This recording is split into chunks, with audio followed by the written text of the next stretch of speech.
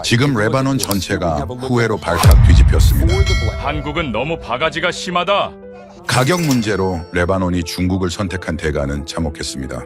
포트 자밀 대폭발로 2,750명 사망, 도시 절반이 파괴된 것입니다. 더 급한 건 72시간 후 20만 명이 또 죽는다는 겁니다.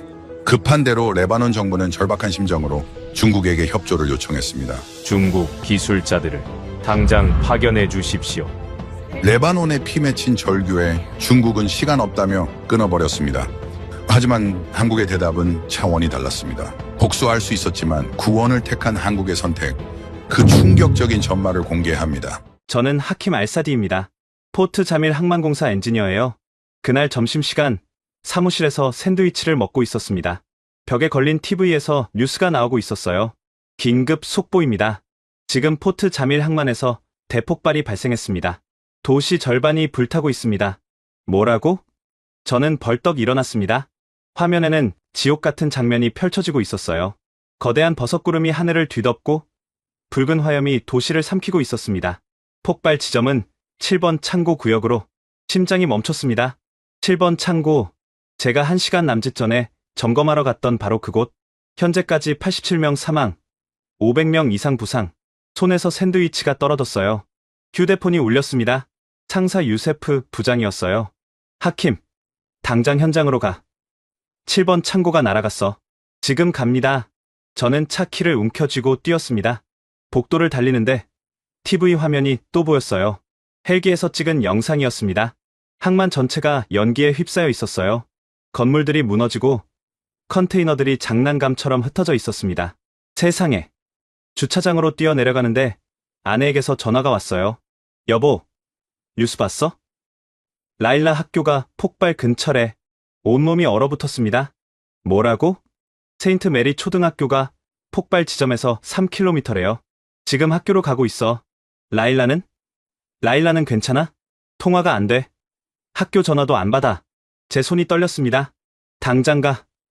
나도 지금 간다. 차에 올라타 시동을 걸었어요. 항만 방향으로 엑셀을 밟았습니다. 도로는 이미 아수라장이었어요. 사람들이 반대 방향으로 도망치고 있었습니다. 구급차와 소방차 사이렌이 귀를 찢었어요. 멀리 항만이 보였습니다.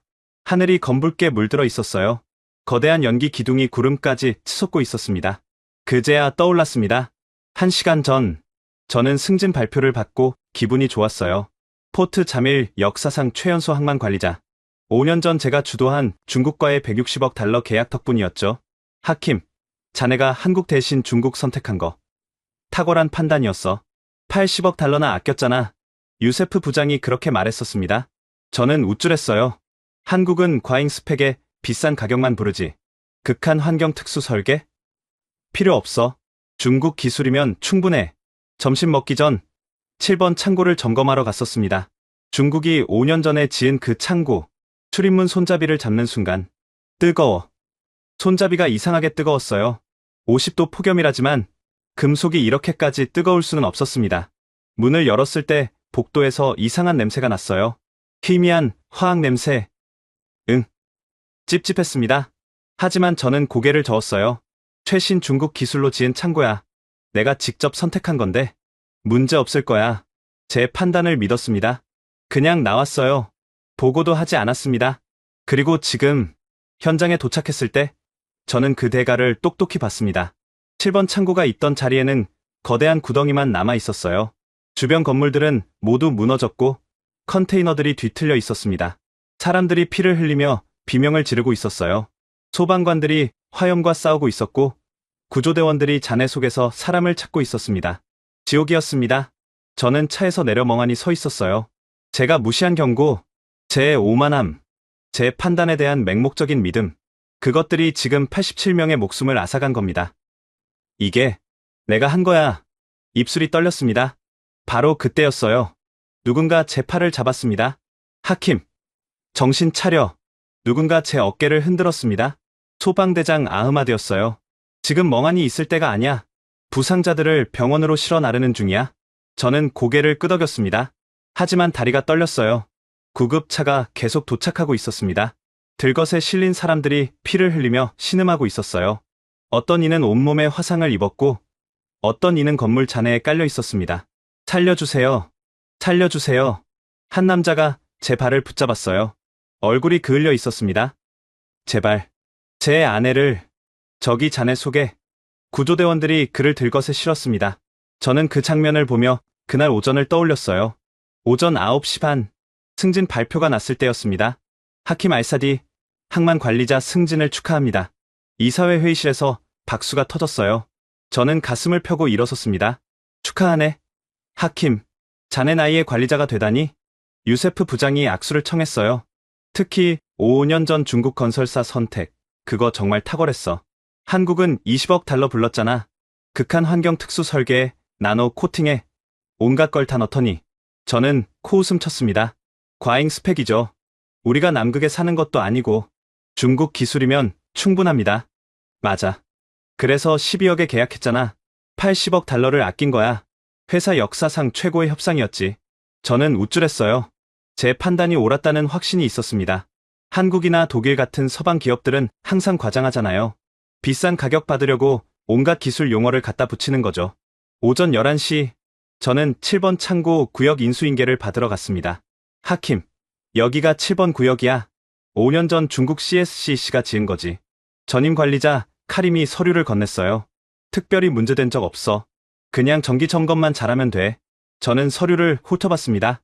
완벽해 보였어요. 좋습니다. 직접 한번 둘러볼게요. 7번 창고 앞에 섰을 때였습니다. 출입문 손잡이를 잡는 순간. 손을 뗐어요. 뜨거웠습니다. 금속 손잡이가 이상하게 뜨거웠어요. 이상한데? 카림이 물었습니다. 뭐가? 손잡이가 너무 뜨거운데요. 50도 폭염이라지만 이 정도까지는. 그거? 남양이라 햇빛 많이 받아서 그래. 신경 쓸 거 없어. 저는 고개를 끄덕였습니다. 그럴 수도 있겠지.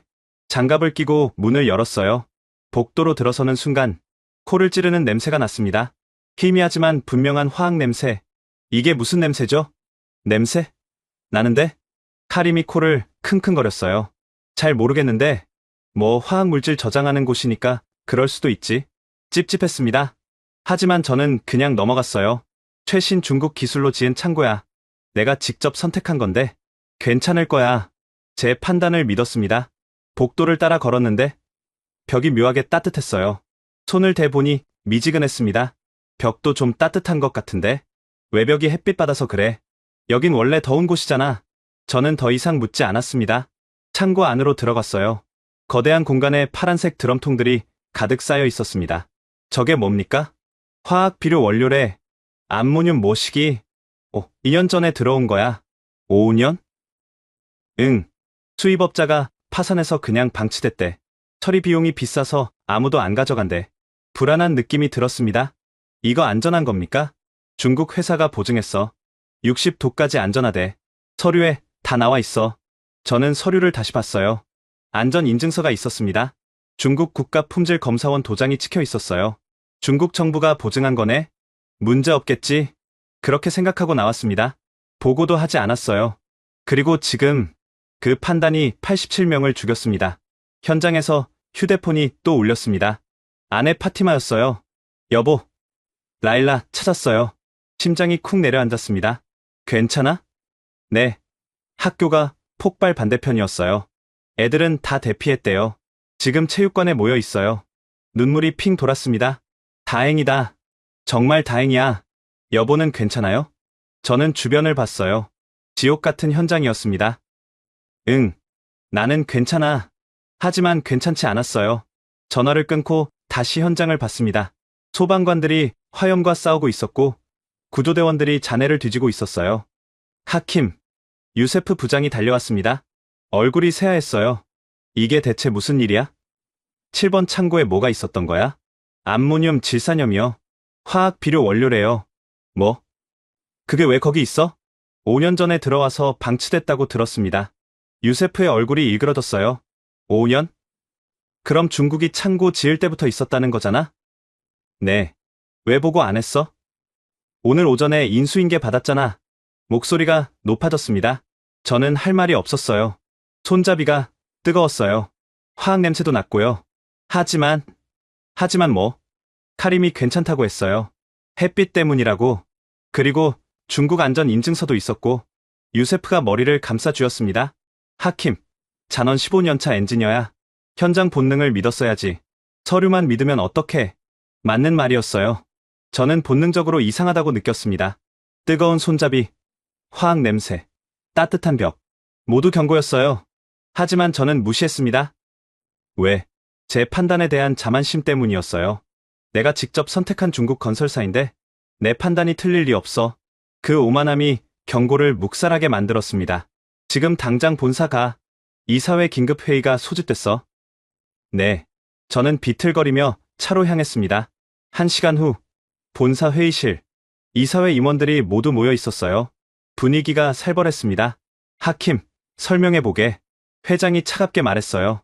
저는 오전에 있었던 일을 설명했습니다. 손잡이, 냄새, 모든 것을. 그런데 왜 보고하지 않았나? 카림이 괜찮다고 했고 안전인증서도 있었습니다. 안전인증서? 회장이 서류를 받아봤어요.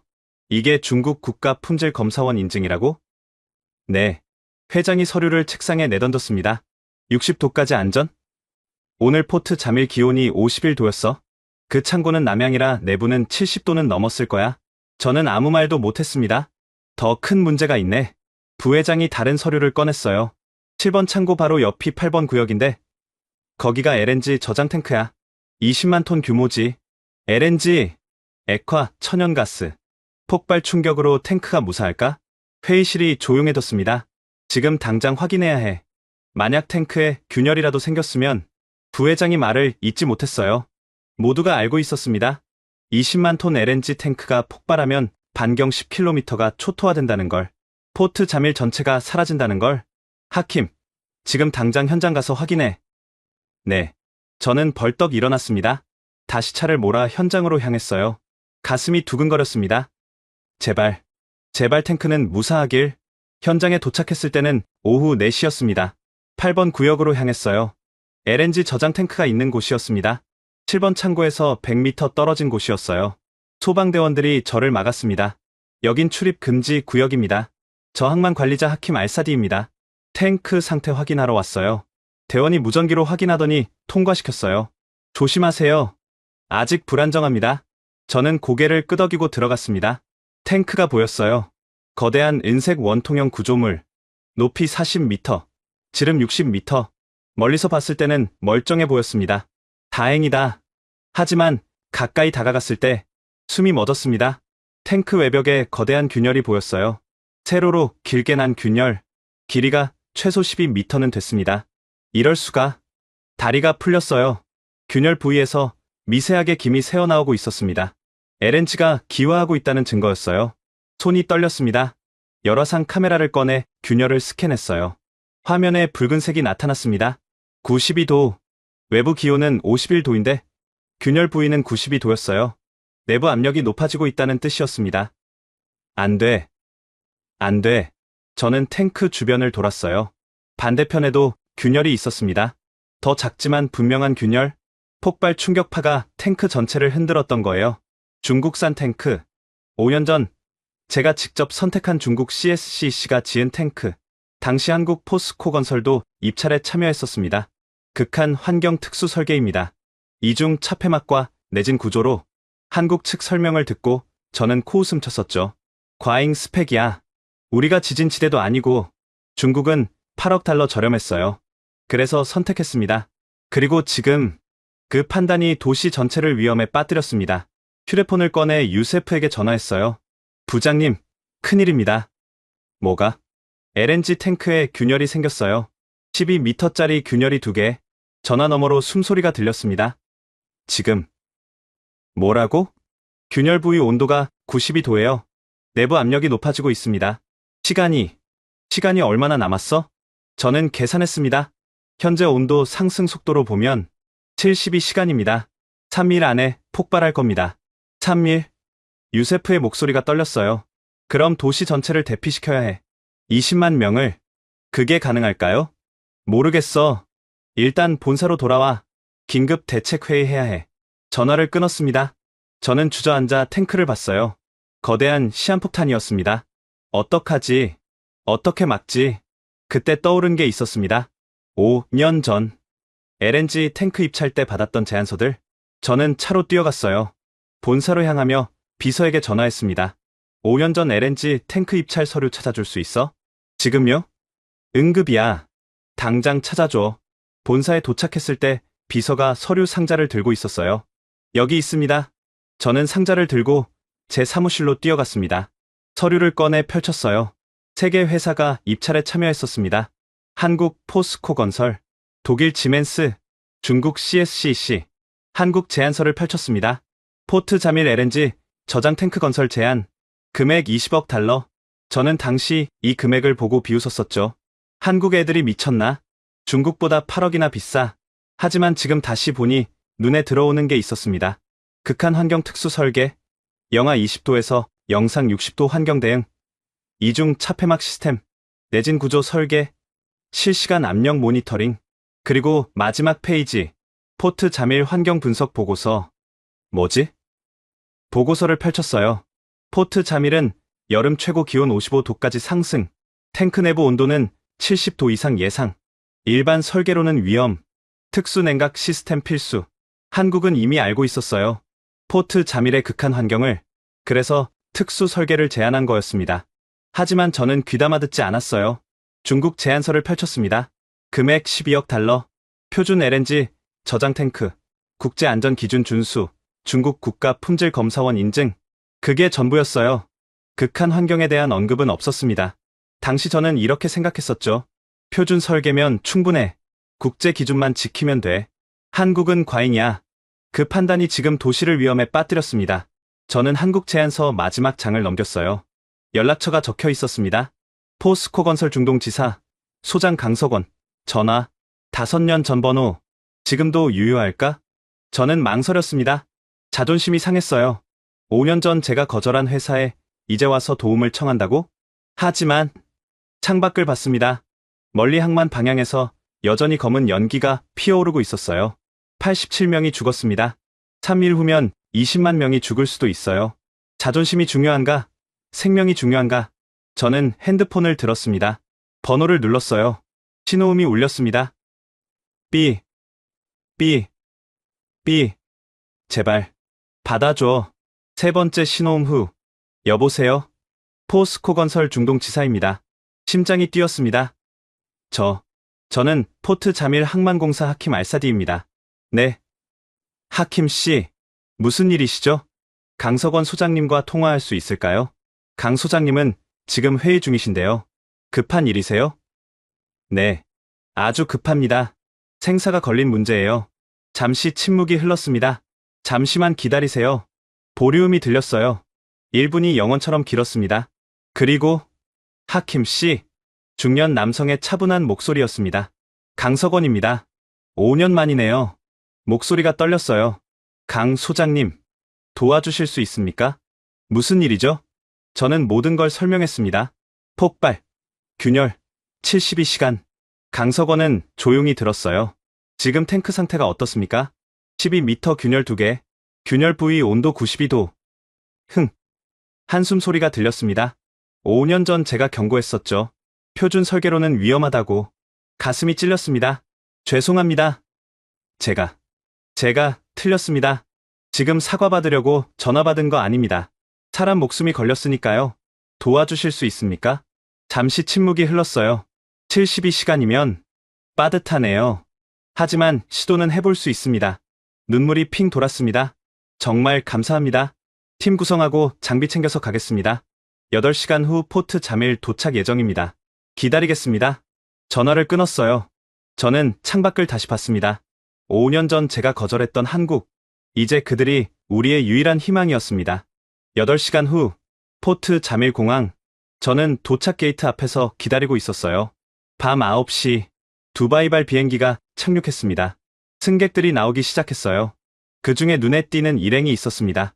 10명의 남자들, 모두 짙은 남색 작업복을 입고 있었어요. 가슴에 포스코 건설 로고가 붙어 있었습니다. 앞서 걷는 남자가 저를 봤어요. 50대 중반쯤 보였습니다. 키가 크고 어깨가 넓었어요. 얼굴은 햇볕에 그을려 있었고 눈가에 주름이 깊었습니다. 하킴 씨, 강석원 소장님? 우리는 악수를 나눴습니다. 그의 손에 굳은 살이 가득했어요. 책상에만 앉아 있는 사람이 아니었습니다. 먼 길 오시느라 고생하셨습니다. 괜찮습니다. 바로 현장 가죠. 지금요? 피곤하실 텐데. 강석원이 고개를 저었어요. 시간이 없잖아요. 지금 몇 시간 남았죠? 저는 시계를 봤습니다. 64시간입니다. 그럼 빨리 가야죠. 한국팀은 공항 밖으로 나갔어요. 짐이 엄청났습니다. 커다란 상자들이 수십 개였어요. 저게 전부 장비입니까? 네. 극저온 용접기, 특수실란트, 압력 모니터링 장비. 필요한 건 다 가져왔습니다. 저는 준비해둔 트럭을 불렀어요. 짐을 모두 실었습니다. 현장으로 향하는 차 안. 강석원이 태블릿을 꺼냈어요. 현장 사진 있습니까? 저는 오늘 찍은 사진들을 보여줬습니다. 균열 사진, 열화상 이미지, 탱크 전체 모습. 강석원은 한참 사진을 들여다봤어요. 표정이 점점 심각해졌습니다. 생각보다 심각하네요. 고칠 수 있습니까? 해봐야 알죠. 하지만 쉽진 않을 겁니다. 현장에 도착했을 때는 밤 10시였어요. 탱크 주변에 조명을 설치해뒀습니다. 나처럼 밝았어요. 한국팀이 장비를 내렸습니다. 강석원이 팀원들에게 지시했어요. 김대리, 열화상 카메라로 전체 스캔. 네, 소장님. 박 차장, 압력 센서 설치. 알겠습니다. 이대리, 균열 부위 정밀 측정. 팀원들이 재빠르게 움직였어요. 모두 자기 역할을 정확히 알고 있었습니다. 저는 감탄했어요. 프로페셔널하네. 강석원이 탱크에 다가갔습니다. 균열 부위를 손으로 만져봤어요. 뜨겁네요. 90도는 넘겼어요. 열화상으로는 92도였습니다. 내부는 더 뜨겁겠죠. 100도는 넘을 겁니다. 그가 균열을 따라 걸었어요. 12m 전체를 살펴봤습니다. 용접 불량이네요. 네. 여기 보세요. 용접선이 일정하지 않아요. 어떤 부분은 깊고 어떤 부분은 얕아요. 제대로 안 했습니다. 저는 가까이 가서 봤어요. 육안으로는 잘 안 보였는데 강석원이 손전등을 비추니 보였습니다. 용접선이 울퉁불퉁했어요. 중국 기술자들이 대충 한 거예요. 빨리 끝내려고. 부끄러웠습니다. 제가 선택한 회사였으니까요. 소장님, 스캔 완료했습니다. 팀원이 태블릿을 가져왔어요. 화면에는 탱크 전체의 열화상 이미지가 나왔습니다. 붉은 부분이 여러 군데 보였어요. 균열이 두 곳만이 아니네요. 강석원이 화면을 확대했습니다. 여기, 여기, 여기. 총 5군데예요. 큰 균열 2개, 작은 균열 3개. 숨이 막혔습니다. 5군데요? 네. 폭발 충격이 탱크 전체를 흔들었어요. 용접 불량 부위가 전부 갈라진 겁니다. 그럼 더 위험한 거 아닙니까? 강석원이 고개를 끄덕였어요. 시간이 더 촉박해졌죠. 64시간이 아니라 48시간으로 봐야 할 것 같습니다. 이틀. 네. 이틀 안에 5군데를 모두 수리해야 해요. 한국 팀원들의 얼굴도 굳었습니다. 소장님, 이틀에 5군데는 알아. 하지만 해야지. 선택권이 없어. 강석원이 작업복 지퍼를 올렸어요. 지금 당장 시작합니다. 이대리, 냉각 시스템 설치. 김대리, 질소 주입 준비. 박 차장, 용접 장비 세팅. 네. 팀원들이 움직이기 시작했어요. 밤 11시, 기온은 45도까지 떨어졌지만 여전히 더웠습니다. 한국팀은 특수 작업복을 입었어요. 이게 뭡니까? 냉각순환 시스템이 내장된 작업복입니다. 평창 동계올림픽 때 개발했죠. 그땐 영하 20도 추위를 막았는데 이번엔 영상 50도 더위를 막아야 하네요. 강석원이 웃었어요. 하지만 눈은 웃지 않았습니다. 진지했어요. 48시간의 사투가 시작됐습니다. 다음날 아침, 작업 10시간째. 한국팀은 밤새 작업했어요. 첫 번째 큰 균열에 임시 냉각 시스템을 설치했습니다. 온도가 떨어지고 있습니다. 92도에서 85도로. 좋아. 계속 모니터링해. 강석원이 지시했어요. 저도 밤새 현장에 있었습니다. 커피를 마시며 지켜봤어요. 오전 8시, 유세프 부장이 현장에 왔습니다. 하킴, 잘 되고 있나? 네. 한국팀이 대단합니다. 다행이군. 그런데 유세프의 표정이 어두웠어요. 문제가 생겼어. 무슨? 중국 대사관에서 연락 왔어. 항의한대. 항의요? 우리가 한국팀을 부른 거 중국 측에 알려지지 않았나 봐. 지금 발칵 뒤집혔어. 불길한 예감이 들었습니다. 그래서요? 정오에 중국 기술팀이 온대. 상황 파악하겠다고. 지금 그럴 시간이 어디 있어요? 40시간밖에 안 남았는데. 나도 알아. 하지만 중국이 압력을 넣고 있어. 1대1로 3단계 투자 300억 달러 걸고 저는 한숨을 쉬었습니다. 돈. 결국 돈이었어요. 2시간 후 중국 기술팀이 도착했습니다. 7명이었어요. 모두 정장을 입고 있었습니다. 리더로 보이는 남자가 나섰어요. 저는 중국 CSCC 기술이사 왕펑입니다. 그는 40대 초반으로 보였습니다. 안경을 쓰고 있었고 표정이 차가웠어요. 포트 자밀 항만공사 하킴 알사디입니다. 무단으로 제3자를 현장에 투입한 이유가 뭡니까? 제3자요? 한국팀은 전문가들입니다. 탱크를 살리려고 우리 회사가 지은 탱크입니다. 우리가 책임지겠습니다. 왕펑이 강석원을 봤어요. 당신이 한국팀 리더입니까? 포스코 건설 강석원입니다. 즉시 작업 중단하십시오. 강석원이 눈썹을 올렸어요. 무슨 말씀이십니까? 이 탱크는 중국 기술로 지어졌습니다.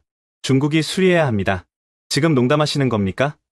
38시간밖에 안 남았어요. 우리 팀이 처리하겠습니다. 왕펑이 손짓했어요. 중국 팀원들이 장비를 내렸습니다. 강석원이 그 장비를 봤어요. 저게 전부입니까? 충분합니다. 균열이 5군데예요. 특수 용접과 냉각 시스템이 필요한데 저 장비로는 우리 방식이 있습니다. 왕펑이 단호하게 말했어요. 저는 유세프를 봤습니다. 유세프가 난처한 표정으로 고개를 저었어요. 어쩔 수 없다는 뜻이었어요. 강석원이 저를 봤습니다. 하킴 씨, 정말 이러실 겁니까? 저는 입술을 깨물었어요. 죄송합니다. 강석원이 한숨을 쉬었습니다. 팀원들, 철수 준비.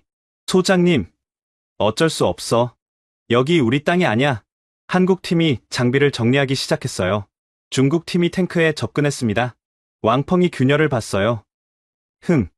생각보다 크네요. 그래서 특수 장비가 필요하다니까요.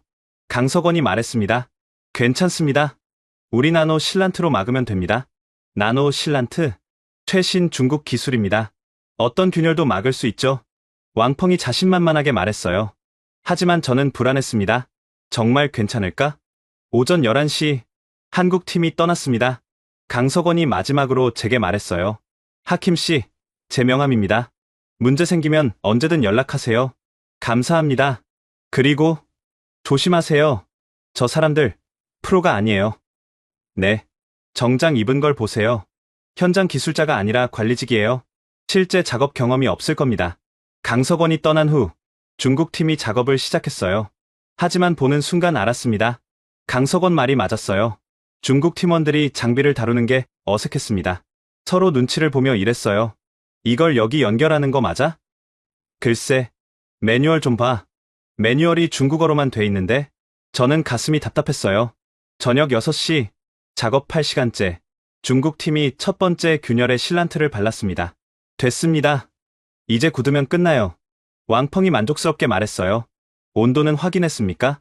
아직이요. 내일 아침에 확인하죠. 지금 확인해야 하는 거 아닙니까? 괜찮습니다. 우리 실란트는 100도까지 견딥니다. 저는 열화상 카메라를 꺼냈어요. 균열 부위를 스캔했습니다. 화면에 붉은색이 나타났어요. 98도. 어제보다 올라갔습니다. 온도가 올라가고 있어요. 98도예요. 일시적인 겁니다. 내일 아침이면 떨어질 거예요. 왕펑이 태연하게 말했어요. 하지만 저는 믿을 수 없었습니다. 밤 10시, 중국 팀이 철수했어요. 내일 아침 8시에 다시 오겠습니다. 밤새 모니터링은 안 합니까? 필요 없어요. 우리 기술을 믿으세요. 왕펑이 웃으며 떠났습니다. 저는 현장에 남았어요. 혼자서 탱크를 지켰습니다. 1시간마다 온도를 확인했어요. 밤 11시, 99도, 자정, 101도, 새벽 1시, 103도, 계속 올라가고 있었어요. 손이 떨렸습니다. 새벽 2시, 실란트에 금이 가기 시작했어요. 안 돼. 새벽 3시, 실란트가 떨어져 나갔습니다. 균열이 다시 드러났어요.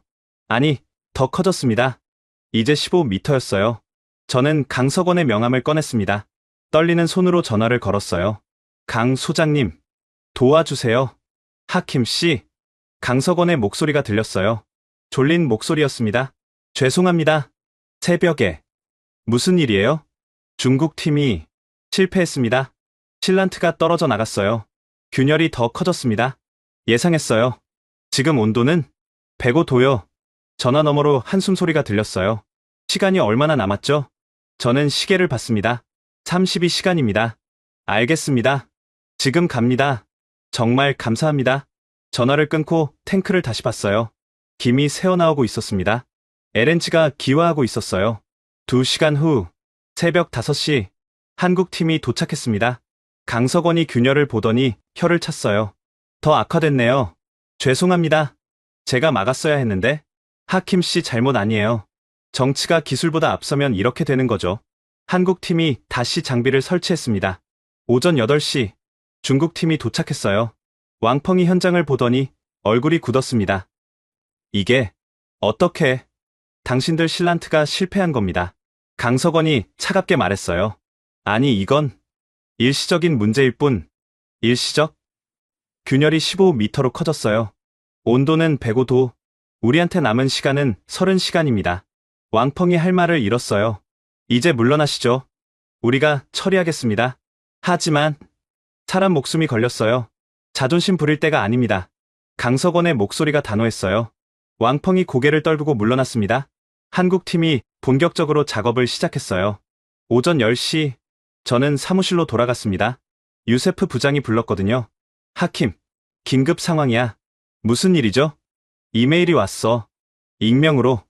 유세프가 노트북을 돌렸어요. 화면에 이메일이 떠 있었습니다. 발신자 양심의 목소리 제목 진실. 저는 중국 CSCC 엔지니어입니다. 포트 자밀 프로젝트에 참여했습니다. 진실을 알려드려야 할 것 같습니다. 첨부 파일이 있었어요. 파일을 열었습니다. 문서들이 나왔어요. 포트 자밀 LNG 탱크 실제 테스트 보고서. 보고서를 열어봤습니다. 충격적이었어요. 테스트 온도 45도. 결과 위험 수준. 권장 사항 특수 냉각 시스템 필수. 하지만 다음 파일은 달랐습니다. 포트 자밀 LNG 탱크 제출용 보고서. 테스트 온도 65도. 결과 안전. 권장 사항 없음. 조작이었어요. 실제 테스트는 45도까지만 했는데 제출 서류에는 65도까지 안전하다고 적었던 겁니다. 더 있었어요. 뇌물 리스트. 엑셀 파일이었습니다. 이름과 금액이 적혀 있었어요.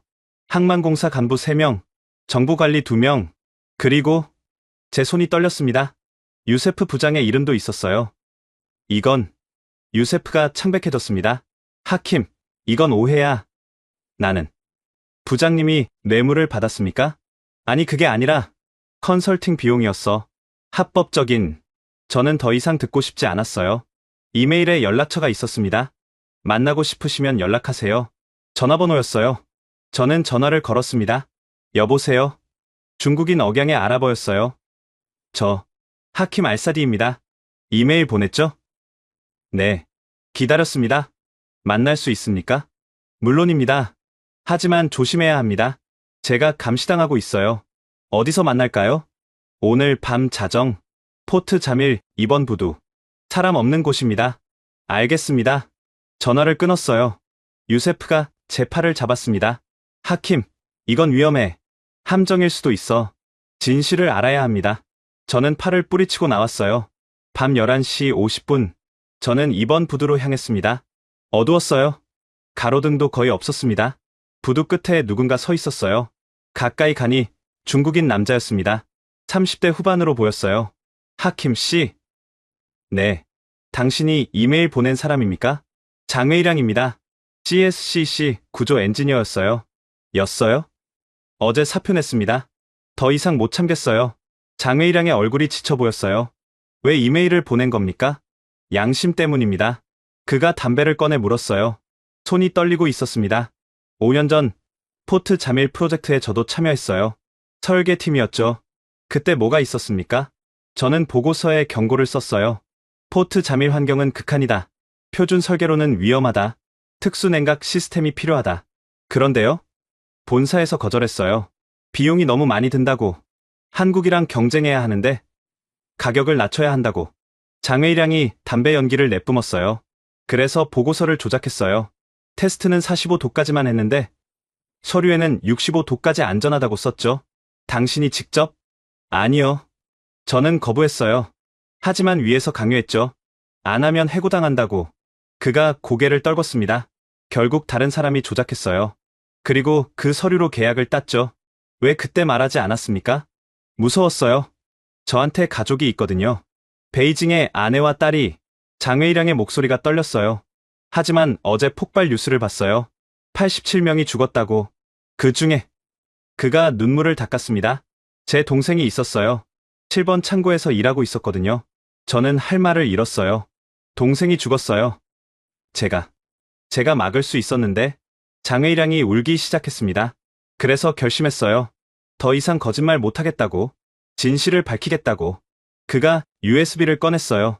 여기 모든 증거가 있어요. 조작된 보고서, 실제 테스트 결과, 뇌물 리스트, 이메일 기록, 전부 다요. 저는 USB를 받았습니다. 이걸 왜 저한테? 당신이 책임자니까요. 그리고 당신도 피해자니까요. 장외일양이 저를 봤어요. 우리 둘 다 속았어요. 회사한테, 시스템한테. 이제라도 바로잡아야 합니다. 감사합니다. 조심하세요. 회사가 이걸 알면 저를 가만두지 않을 겁니다. 당신은 어떻게 할 겁니까? 중국으로 돌아갈 거예요. 가족을 데리고 안전한 곳으로 피신하려고요. 장외일양이 돌아서려 할 때 갑자기 헤드라이트 불빛이 비쳤습니다. 검은 SUV 2대가 부두로 들어오고 있었어요. 들켰어. 장외일양의 얼굴이 창백해졌습니다. 빨리 도망쳐요. 당신은? 전 괜찮아요. 어서요. 저는 USB를 주머니에 넣고 뛰었습니다. 뒤에서 차 문 열리는 소리가 들렸어요. 장외일양. 거기서. 중국어 고함이 들렸습니다. 저는 뒤돌아보지 않고 계속 뛰었어요. 어둠 속으로. 컨테이너 사이로 숨었습니다. 심장이 터질 것 같았어요. 컨테이너 뒤에 숨어 숨을 죽였습니다. SUV 엔진 소리가 가까워졌어요. 장외일양은 어디 있어? 저기 도망갔어. 발소리가 들렸습니다. 여러 명이었어요. 저는 주머니 속 USB를 만졌습니다.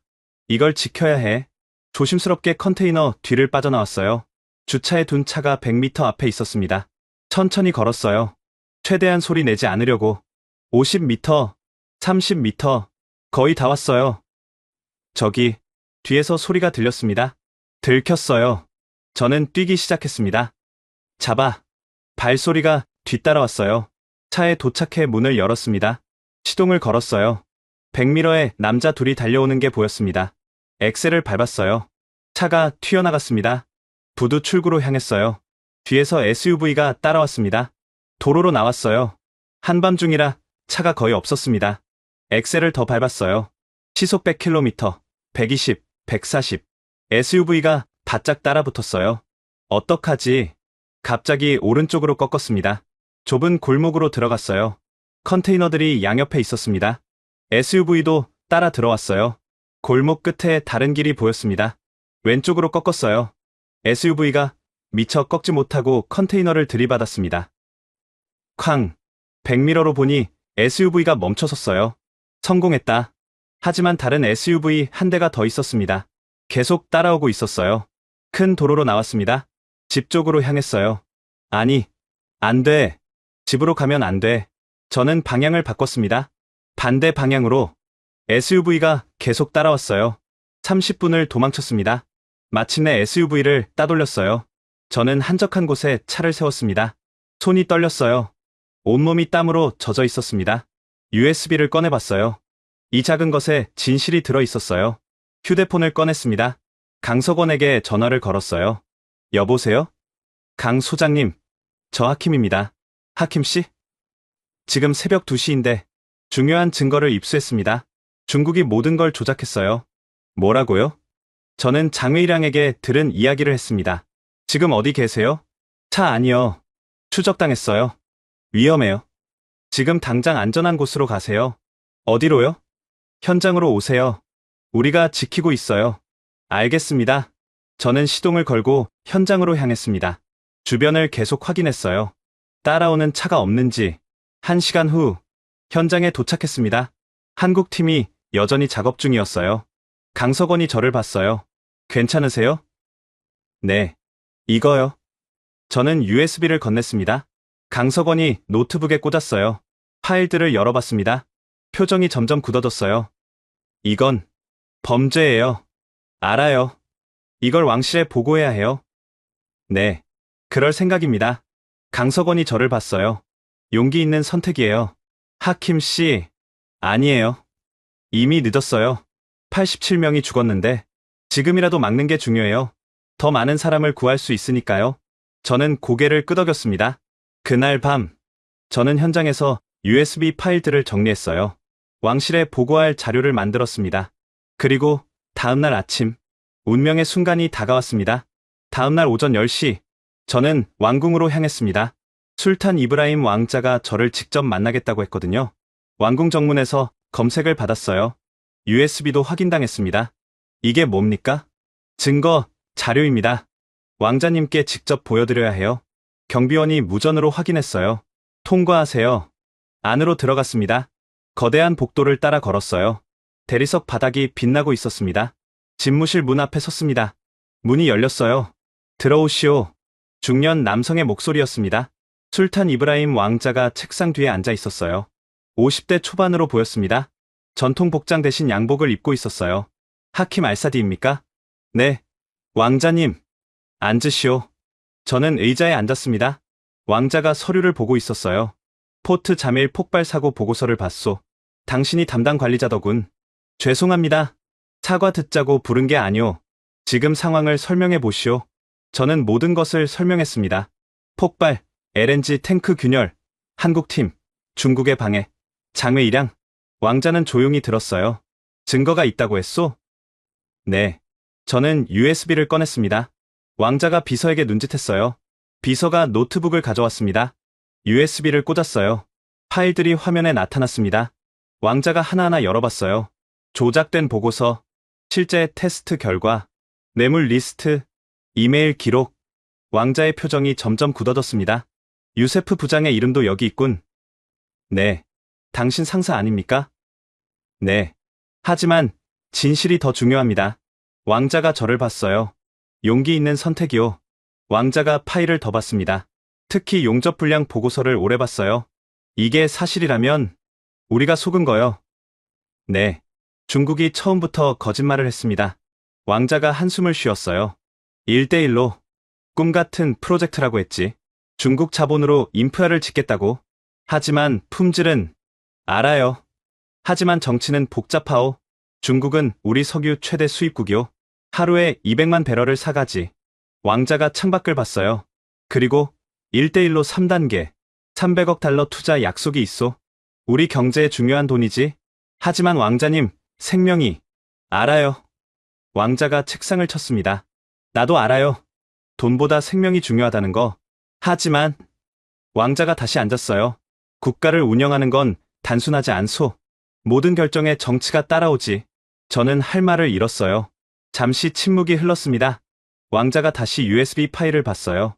그런데 한국이라 5년 전 입찰에서 떨어진 그 회사 말이오? 네. 포스코 건설입니다. 지금 현장에서 일하고 있다고? 네. 이틀째입니다. 얼마나 남았소? 시간이 24시간입니다. 왕자가 시계를 봤어요. 24시간. 그때 비서가 급히 들어왔습니다. 왕자님, 긴급 상황입니다. 뭐요? 현장에서 연락 왔습니다. LNG 탱크 온도가 급상승 중이라고. 제 휴대폰이 울렸어요. 강석원이었습니다. 하킴 씨, 큰일이에요. 무슨 일이죠? 온도가 110도를 넘었어요. 내부 압력이 임계점에 도달했습니다. 시간은 12시간입니다. 12시간 안에 폭발해요. 전화를 끊었습니다. 왕자를 봤어요. 왕자님, 시간이 없습니다. 12시간입니다. 왕자가 벌떡 일어났습니다. 비서, 국가안전회의 긴급 소집. 지금, 당장. 네. 왕자가 저를 봤어요. 하킴, 당신도 오시오. 직접 설명해야 하니까. 네. 우리는 상황실로 이동했습니다. 거대한 스크린이 벽에 걸려 있었어요. 강료들이 속속 들어왔습니다. 국방장관, 내무장관, 경제장관, 모두 긴급히 소집된 것 같았어요. 왕자가 회의를 시작했습니다. 포트 자밀 LNG 탱크가 12시간 내에 폭발합니다. 반경 10km 대피가 필요합니다. 장관들이 술렁였어요. 10km면 20만 명입니다. 12시간에 어떻게 대피시킵니까? 불가능합니다. 왕자가 손을 들었어요. 대피는 병행하고 동시에 폭발을 막아야 합니다. 어떻게 막습니까? 한국팀이 작업 중입니다. 한국요? 경제장관이 끼어들었습니다. 왕자님, 중국이 반발할 겁니다. 1대1로 3단계가 경제장관. 왕자의 목소리가 차가웠어요. 돈이 중요합니까? 생명이 중요합니까? 그게, 물론 생명이지만, 그럼 결정은 명백합니다. 왕자가 스크린을 켰어요. 현장 실시간 영상이 나왔습니다. 한국 팀이 작업하고 있었어요. 땀에 흠뻑 젖어 있었습니다. 저들이 우리 도시를 구하고 있습니다. 국적이 뭐가 중요합니까? 장관들이 조용해졌어요. 왕자가 결정을 내렸습니다. 한국 팀에게 전권을 줍니다. 필요한 건 무엇이든 지원하십시오. 네, 왕자님. 그리고 포트 자밀 10km 반경 대피령 발동. 즉시 시행하겠습니다. 왕자가 저를 봤어요. 하킴, 현장으로 가시오. 한국 팀을 도우시오. 네, 저는 상황실을 나왔습니다. 현장으로 달려갔어요. 12시간. 도시의 운명이 걸린 시간이었습니다. 현장에 도착했을 때는 정오였습니다. 한국 팀이 총력전을 펼치고 있었어요. 강석원이 저를 봤습니다. 하킴 씨, 왕실에서 어떻게 됐어요? 전권을 주셨어요. 필요한 건 뭐든지 지원하라고. 다행이네요. 하지만 시간이, 강석원이 태블릿을 보여줬어요. 실시간 온도 그래프였습니다. 빨간 선이 계속 올라가고 있었어요. 지금 112도예요. 1시간에 2도씩 오르고 있습니다. 120도가 넘으면 폭발합니다. 정확히 11시간 30분 후요. 손이 떨렸습니다. 뭘 도와드릴까요? 대피가 시작됐습니까? 네. 왕자님이 명령하셨어요. 그럼 우리는 우리 일을 할게요. 강석원이 팀원들을 불렀습니다. 전원 집합. 10명의 팀원이 모였어요. 지금부터 최종 작전입니다. 5군데 균열을 11시간 안에 모두 막아야 해요. 소장님, 그건 불가능하다는 거 알아요. 하지만 해야 합니다. 강석원의 목소리가 단호했어요. 1조와 2조로 나눕니다. 1조는 큰 균열 2개, 2조는 작은 균열 3개, 동시에 작업합니다. 네. 장비 점검 다시. 용접기, 실란트, 냉각 시스템, 압력 센서. 하나라도 고장나면 끝입니다. 팀원들이 재빨리 움직였어요. 저도 도왔습니다. 장비를 나르고 공구를 전달했어요. 오후 1시, 작업이 시작됐습니다. 1조가 첫 번째 큰 균열로 갔어요. 15m짜리였습니다. 냉각 시스템 먼저 설치. 거대한 파이프를 균열 위에 설치했어요. 영하 200도 액체 질소가 분사됐습니다. 쉬익, 하얀 김이 피어올랐어요. 온도 떨어지고 있습니다. 112도에서 105도로. 좋아. 계속 주입. 2조는 작은 균열들을 공략했습니다. 특수 실란트를 발랐어요. 한국산 나노 실란트였습니다. 이게 중국산이랑 뭐가 다릅니까? 제가 물었어요. 중국산은 100도까지만 버텨요. 우린 150도까지 버팁니다. 평창 올림픽 때 개발한 기술이죠. 올림픽이요? 네. 영하 30도에서도 얼지 않는 실란트. 그걸 역으로 개발한 겁니다. 고온에서도 녹지 않게요. 대단했어요. 오후 3시, 2시간 작업 후 첫 번째 작은 균열이 봉합됐습니다. 1차 성공. 환호성이 터졌어요. 하지만 문제가 생겼습니다. 큰 균열의 온도가 다시 올라가기 시작한 거예요. 왜 이러죠? 내부 압력이 너무 높아요. 냉각 속도보다 가열 속도가 빠릅니다. 어떻게 해야 하죠? 강석원이 생각에 잠겼어요. 압력을 낮춰야 해요. 탱크 내부 가스를 일부 배출해야 합니다. 그럼 LNG가 새는 거 아닙니까? 네. 하지만 조금씩 통제해서 배출하면 폭발보단 낫죠. 위험한 선택이었어요. 하지만 다른 방법이 없었습니다. 압력 배출 밸브 찾아요. 팀원들이 탱크 주변을 뒤졌어요. 찾았습니다. 탱크 옆면에 밸브가 있었어요. 강석원이 직접 밸브로 갔습니다. 균열 부위를 손으로 만져봤어요. 뜨겁네요. 90도는 넘겠어요. 모두 뒤로 물러나세요. 가스가 분출될 겁니다. 소장님, 위험해요. 괜찮아요. 강석원이 방호복을 입었어요. 산소 마스크도 썼습니다. 밸브 손잡이를 잡았어요. 천천히 돌렸습니다. 쉬익. 하얀 가스가 분출됐습니다. LNG가 기화하는 소리였어요. 온도 떨어지고 있습니다. 압력도 떨어져요. 계속하세요. 강석원이 계속 밸브를 열었습니다. 1분, 2분, 3분. 됐어요. 온도 100도로 떨어졌습니다. 강석원이 밸브를 잠갔어요. 비틀거리며 나왔습니다. 소장님. 팀원들이 달려가 부축했어요. 괜찮아요. 계속합시다. 저녁 8시. 두 번째 작은 균열 봉합 완료. 밤 10시. 세 번째 작은 균열 봉합 완료. 작은 균열 3개가 모두 끝났습니다. 이제 큰 균열 2개만 남았어요. 하지만 가장 어려운 작업이었습니다. 15m와 12m. 밤 11시 첫 번째 큰 균열 용접 시작. 강석원이 직접 용접기를 잡았어요. 소장님이 직접 하십니까? 이건 제일 어려운 부분이에요. 제가 해야 해요. 극저온 용접이었습니다. 영하 100도로 냉각된 금속을 용접하는 기술. 파란 불꽃이 튀었어요. 치지직. 강석원의 손이 흔들림 없이 움직였습니다. 10cm, 20cm, 30cm. 천천히 진행됐어요. 자정. 용접 3m 완료. 아직 12m가 남았습니다. 새벽 1시. 강석원이 잠시 쉬었어요. 땀이 비 오듯 흘렀습니다. 물 좀. 팀원이 물을 건넸어요. 강석원이 마셨습니다. 시간이 얼마나 남았죠? 저는 시계를 봤습니다. 5시간입니다. 충분하지 않네요. 포기하실 겁니까? 아니요. 끝까지 해야죠. 강석원이 다시 용접기를 잡았어요. 새벽 2시. 용접 6m 완료. 절반이 끝났습니다. 하지만 강석원의 손이 떨리기 시작했어요. 소장님, 교대하시죠? 아니야. 나만 할 수 있어. 이 각도는. 그때였습니다. 갑자기 탱크에서 큰 소리가 났어요. 쿵. 내부 폭발음이었습니다. 뭐야? 내부 압력이 다시 올라갔어요. 온도는? 115도. 안 돼. 온도가 다시 치솟고 있었습니다. 시간이 얼마 안 남았어요. 3시간입니다. 강석원이 이를 악물었어요. 속도를 높여야 해요. 하지만 소장님, 그럼 용접 품질이 선택권이 없어. 강석원이 용접 속도를 높였습니다. 불꽃이 더 강렬하게 튀었어요. 1m, 2m, 3m. 새벽 4시. 첫 번째 큰 균열 용접 완료. 성공했습니다. 환호성이 터졌어요. 하지만 기뻐할 시간이 없었습니다. 마지막 균열 시작. 두 번째 큰 균열. 12m. 그리고 남은 시간 2시간. 저는 하늘을 봤어요. 동이 트기 시작했습니다. 새벽 4시 30분. 마지막 균열 앞. 강석원이 용접기를 들었어요. 하지만 손이 심하게 떨렸습니다. 소장님, 괜찮으세요? 괜찮아. 하지만 괜찮지 않았어요. 20시간 연속 작업. 몸이 한계에 다다른 겁니다.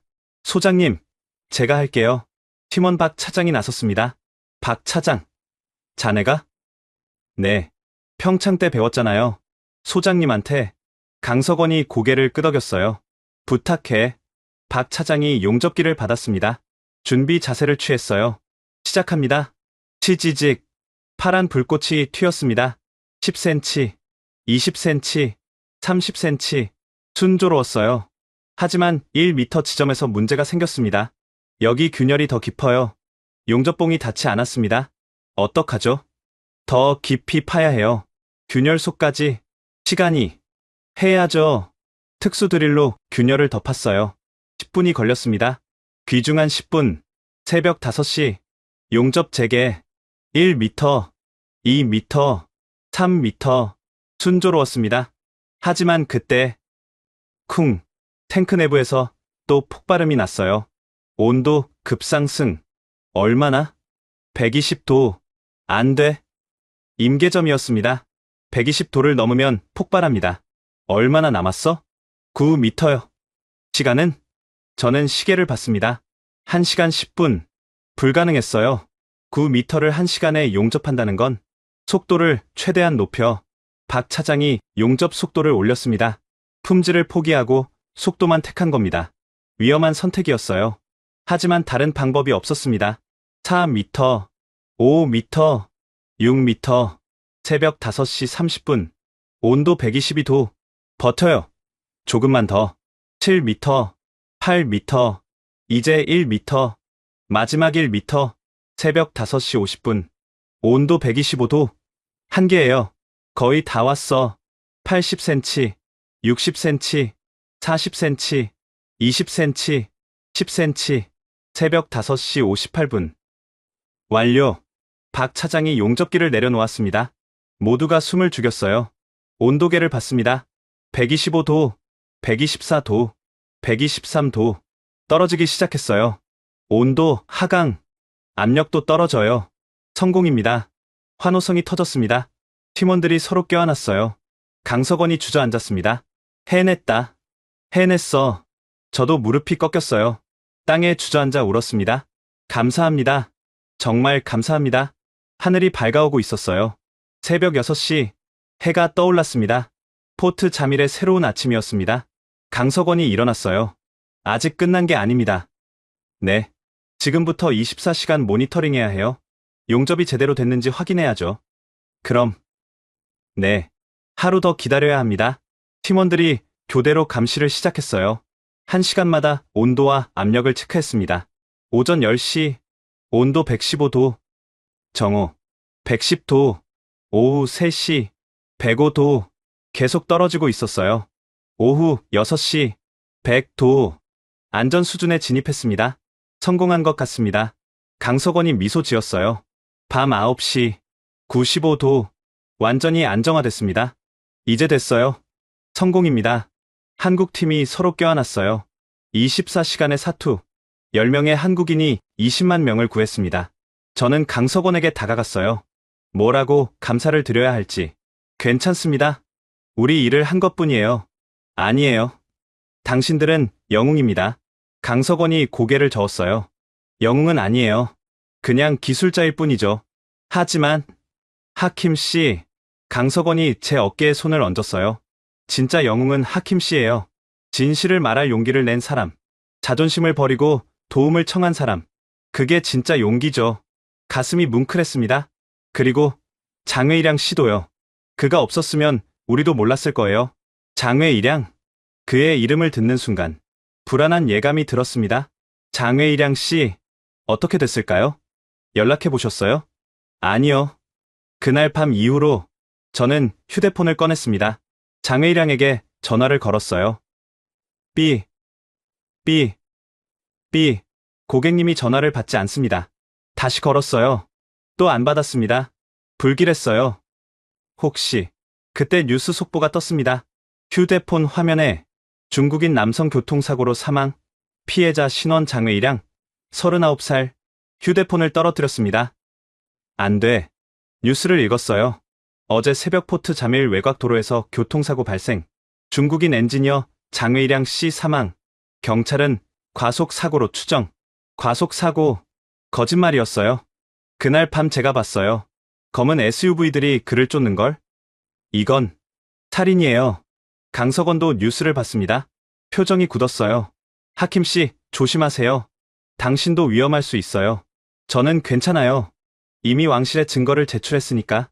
그래도 저는 하늘을 봤습니다. 별이 반짝이고 있었어요. 장외일양 씨, 고맙습니다. 당신 덕분에 20만 명이 살았어요. 바람이 불었습니다. 마치 그의 대답 같았어요.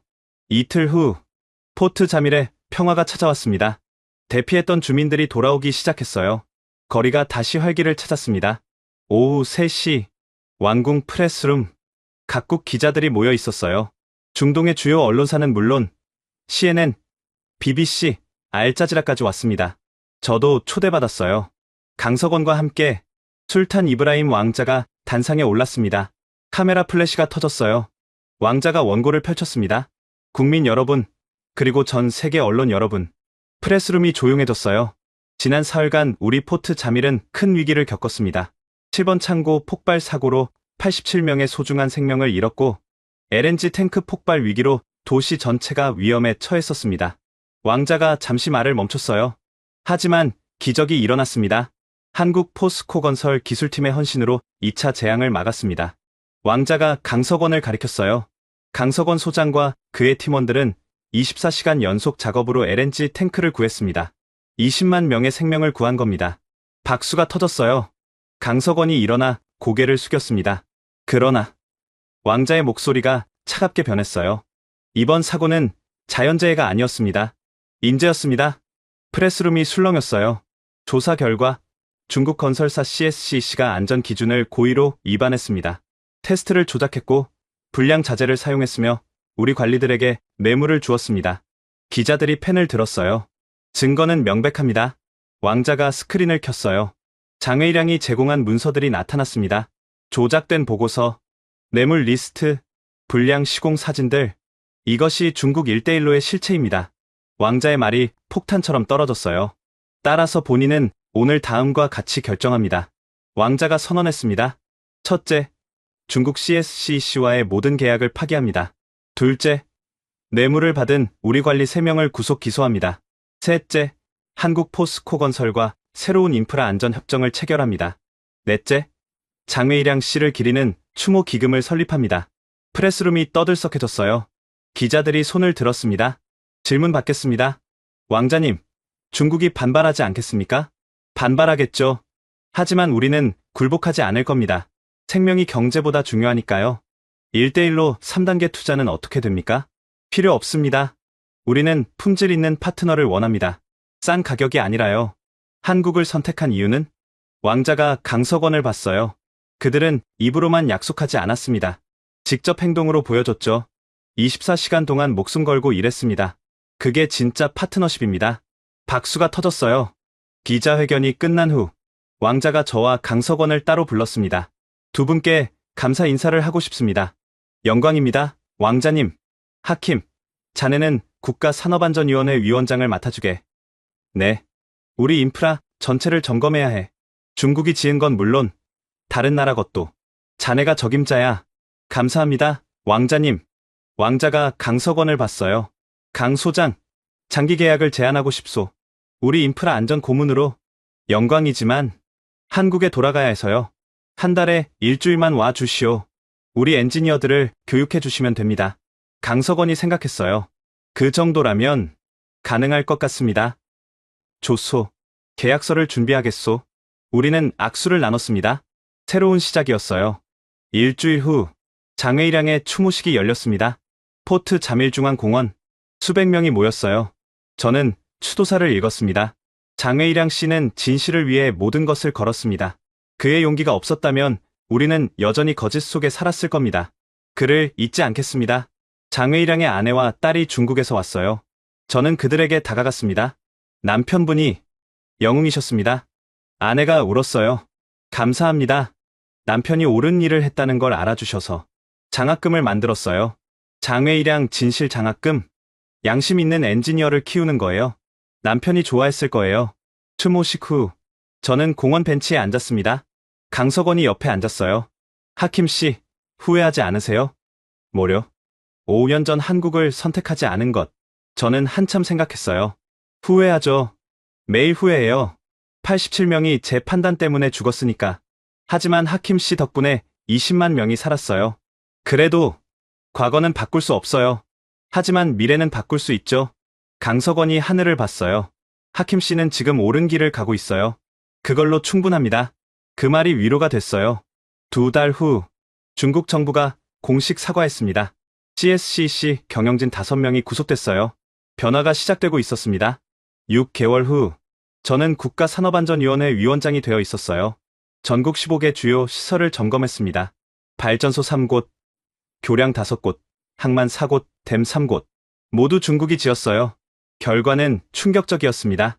15개 중 13개에서 심각한 결함 발견. 모두 용접 불량과 불량 자재 때문이었어요. 왕자가 결정을 내렸습니다. 전면 보수 승인. 한국에 일괄 발주하시오. 3개월 후 보수 작업이 시작됐어요. 한국 기술자 100명이 왔습니다. 포스코, 현대, 삼성, GS건설, 한국 주요 건설사가 모두 참여했어요. 6개월의 작업, 30억 달러의 투자. 하지만 결과는 완벽했어요. 모든 시설이 국제안전 기준을 통과했습니다. 1년 후 무사고 365일 달성. 포트 자밀 역사상 처음이었어요. 1년 반 후 제 삶은 완전히 달라져 있었어요.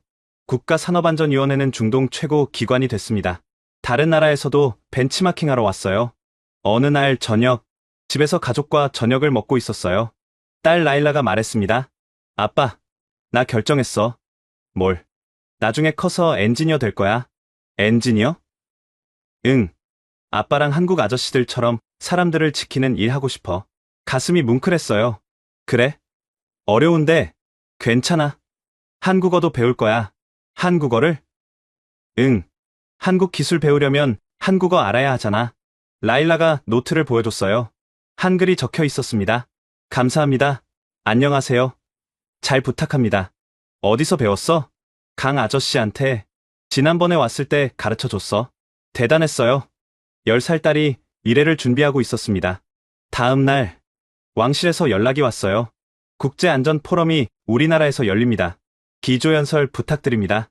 네, 영광입니다. 일주일 후 국제안전포럼 30개국에서 전문가들이 왔어요. 저는 단상에 섰습니다. 1년 반 전, 저는 오만한 엔지니어였습니다.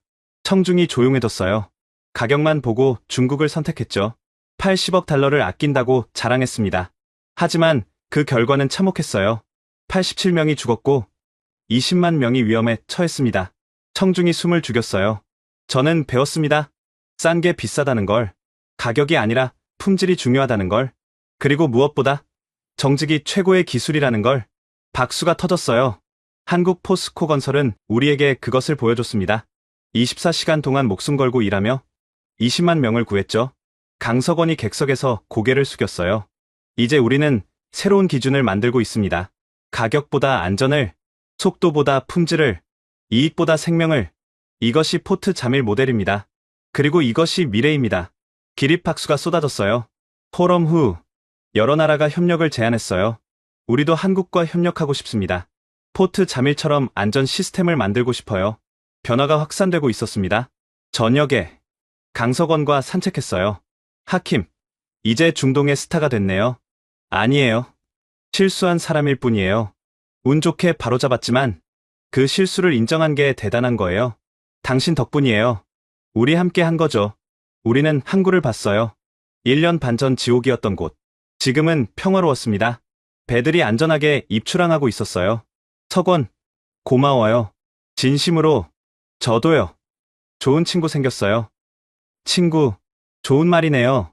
우리는 악수를 나눴습니다. 그날 밤, 라일라가 잠들기 전에 물었어요. 아빠, 세상에서 제일 중요한 게 뭐야? 응. 뭘까? 나는 알아. 정직이야. 어떻게 알았어? 아빠가 맨날 말하잖아. 정직이 최고의 기술이라고. 저는 딸을 꼭 안았습니다. 우리 딸이 제일 똑똑해. 나도 나중에 정직한 엔지니어 될 거야. 한국 아저씨들처럼. 그래. 아빠가 도와줄게. 라일라가 잠들었어요. 저는 창밖을 봤습니다. 별이 반짝이고 있었어요. 장외일양도 저 별 중 하나가 됐을까요? 장씨, 당신 덕분에 많은 게 바뀌었어요. 고맙습니다. 바람이 불었습니다. 마치 대답 같았어요. 다음 세대는, 라일라 같은 아이들은 더 나은 세상에 살 겁니다. 정직한 세상, 안전한 세상, 생명을 존중하는 세상. 그것이 제 꿈이었습니다. 그리고 그 꿈은 천천히, 하지만 확실히 이뤄지고 있었습니다. 지금까지 포트 자밀의 하킴 알사디 이야기 어떠셨나요? 50도 사막의 지옥 속에서 한국 기술이 20만 명을 구한 이야기였습니다. 하지만 이건 단순히 기술 이야기가 아니에요. 정직의 이야기입니다.